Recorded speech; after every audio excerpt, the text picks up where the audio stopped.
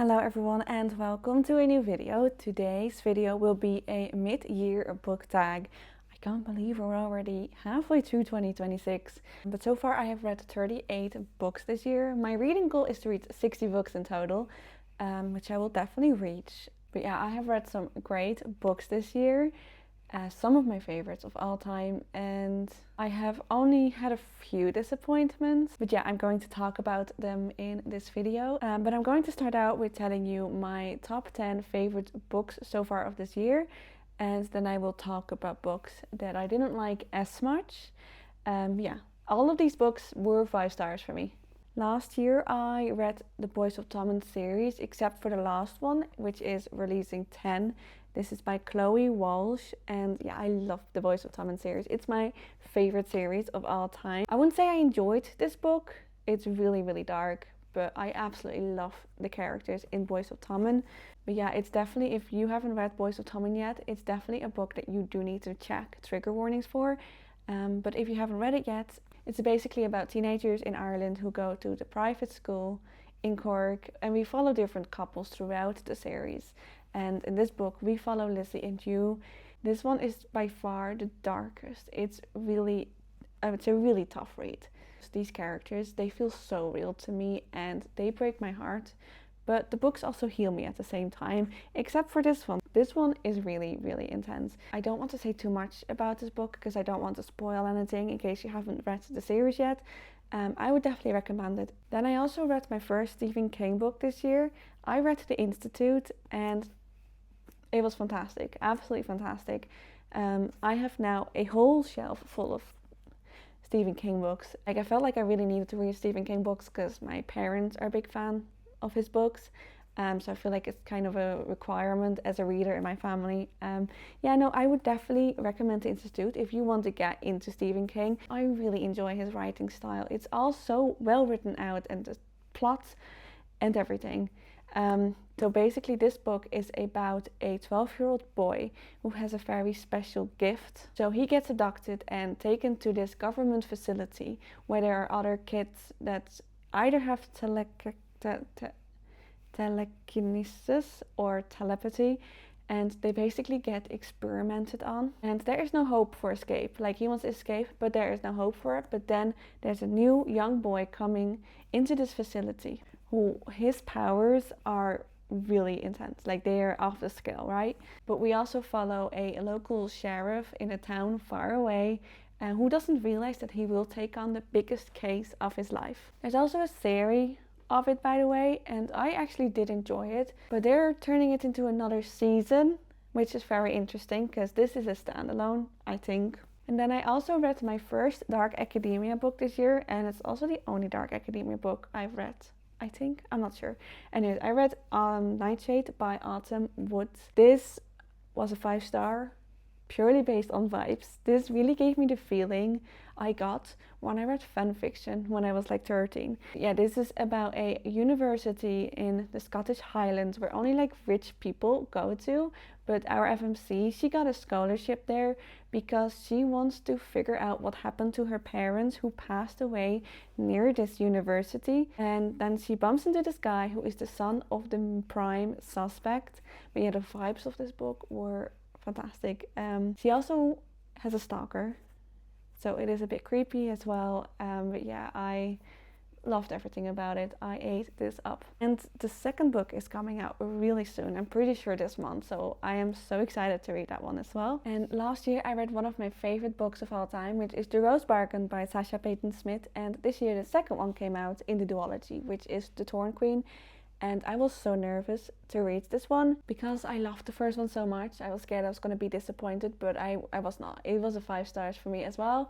And yeah, I loved everything about it. I just love these characters so much. The world and the vibes, and just, yeah, it's great. If you haven't read The Rose Bargain yet, it's based in Regency era in England, but there is fae as well, so it is a fantasy. And it's about this girl, and the queen announces that her son, the prince, is looking for a wife and that she's going to hold a competition for his hand in marriage. So she joins that competition and she gets an unexpected ally, which is the prince's brother, Yeah, it's really fun. It's full of trials, great love stories, great found family, great worlds. Just yeah, it's really good. I love that series so much. But then I also read my first high fantasy book ever. I read The Shadow of the Gods by John Quinn. This is the first book in the Bloodsworn trilogy. And yeah, I was terrified to read this one. But yeah, I shouldn't have been intimidated by it. I absolutely loved it. I thought it was personally easy enough to follow. We basically follow these three people. One is a huntress that is on a very dangerous quest. And then we have a thrall who seeks vengeance and joins the Bloodsworn. And a noble woman who rejected privilege in pursuit of battle fame. But yeah, all these three people basically will shape the fate of the world. Yeah, it's like Norse mythology vibes with Viking inspired, and it has monsters in there.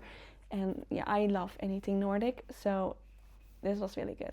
And then I read a book that I wasn't expecting to love as much as I did. I haven't heard anyone talk about it. And it's The Wicked Deep by Shay Earnshaw. This was so unique, kind of spooky and eerie. Yeah, no, this was really good. It's really short and it's a standalone, but still the story was just, it had me hooked from page one. But this book is basically about the seaside village, and 2 centuries ago, 3 sisters were sentenced to death because of witchery. But now, every summer, these sisters return and they steal the body of 3 girls so that they can seek revenge and drag boys to their watery deaths. But then we follow a local girl in this village, right? And everyone in this town just accepts their fate and accept the fact that this happens every single summer, that these sisters return. But then this guy arrives who's very unaware of the danger, and his arrival will change everything. The vibe of this book was so fun, and just the whole story, I haven't read anything like that before. And then I read my first dystopian book, which is To Cage a Wild Bird by Brooke Fast. I just enjoyed this one so much. Again, 5 stars purely based on vibes. I just enjoyed the story a lot. It's basically about this assassin girl, and her brother gets thrown into prison, and in this prison, prisoners get haunted for sports, right? These rich people, they can go and pay to go and haunt these prisoners. So she goes and gets herself arrested that she can go into the prison and protects her brother. And there is one obstacle in this prison, and that is a prison guard that does stir something inside of her. And then I read Sunrise on the Reaping by Suzanne Collins, and yeah, no, I don't think I've heard anyone say anything bad about this book. It's so good. It's really good. Very emotional, very dark, very intense. I love seeing Haymitch's backstory. That's basically what this book is about. It's about Haymitch, his backstory, and his time in his Hunger Games. Yeah, no, I loved it. I really loved it. I'm so excited for the movie to come out. And yeah, no, this was just really good. This was definitely a 5 stars for me. And this is my most recent 5 stars, and that's Riftborn by Grindwich and Lennox. I wasn't expecting this to be 5 stars because I heard mixed reviews of this one. I heard amazing reviews of the second one, Duskbound. But yeah, I absolutely love this one. So we're basically following a girl who is a Riftborn. And a Riftborn means children who are saved from destruction of their homeland, Riftdramar, and brought to the Isle of Sight. Before they were granted citizenship, these refugees were branded with a symbol of unity on their left wrist and hand. Most were raised in group homes throughout the Isle and were expected to assimilate into Sight culture and society. So yeah, the FMC is a Riftborn, but she harbors a secret. The secret is that she has a power growing inside of her, and that is threatening to destroy everything that she built up for herself. And then we have this general who is building a unit with powerful wielders, and the FMC basically accidentally shows her power in front of this general. So basically this general gives her 2 options. She either has to join a Sith Guard or face execution. And you know, I just love the world building in this. It was so interesting. I sometimes find the politics sides in book a bit boring, but I was so invested in this one, and I love the found family and the character growth and development that the FMC is going through. I'm so excited to read Duskbound next. I am definitely going to hopefully read that one very soon. Yeah, no, I would definitely recommend the series. And then the last one that I gave 5 stars, it's Heart of the Raven Prince by Sonia Odette. This is the second book in the Entangled with Fae series. And basically the books in this series are interconnected standalones, and every book in this series has a different princess retelling, and this is a Cinderella retelling. And so far I've read the first 3 in the series, and this one is by far my favorite. If you loved the last season of Bridgerton and you love fae and fantasy, then you should definitely read Heart of the Raven Prince. I thought it was quite similar, just fantasy vibes. I know it's because it's all a Cinderella retelling, but yeah, no, this was so good. I loved it so much. It was such an easy read as well. It's not like a heavy fantasy. It's just easy to get into. If you just want a quick, easy romantasy, you should definitely just read the series, just because it's so much fun. And now the books that I didn't like as much and were definitely my biggest disappointment. I have only DNF'd one book this year, which was Hollow. Now I couldn't get into it. I don't know what it was. I just couldn't connect to the characters or the story. I can't even really remember what it was about, really.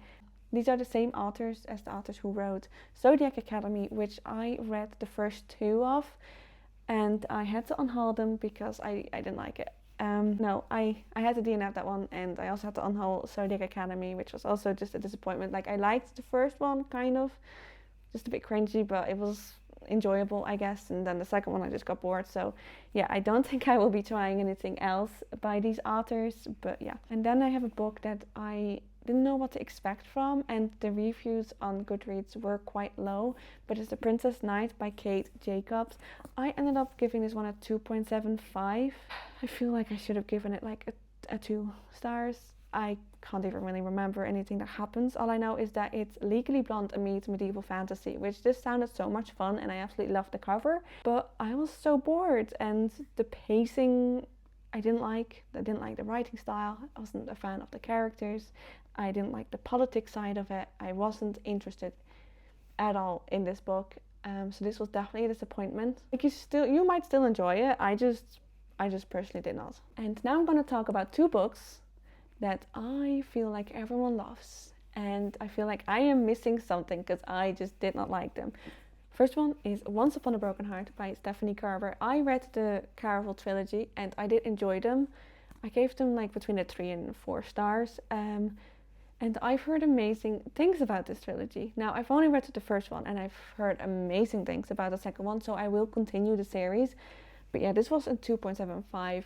I was bored, and I didn't like the FMC. I didn't like Evangeline, and I didn't really care for the story either. And I don't really have any feelings towards this book, which is such a shame. I was really expecting to love this one, but I just did not.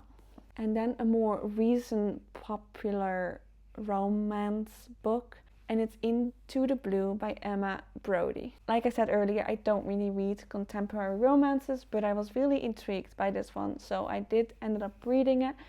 And yeah, I was happy when I finished it. I ended up giving it a 3 stars, but I was just expecting a lot from it because I heard so many amazing things about it, and I thought, okay, if I will get into contemporary romance, I feel like these are the kind of books that I would enjoy, and I just did not like this one. I got so annoyed by the romance part of it.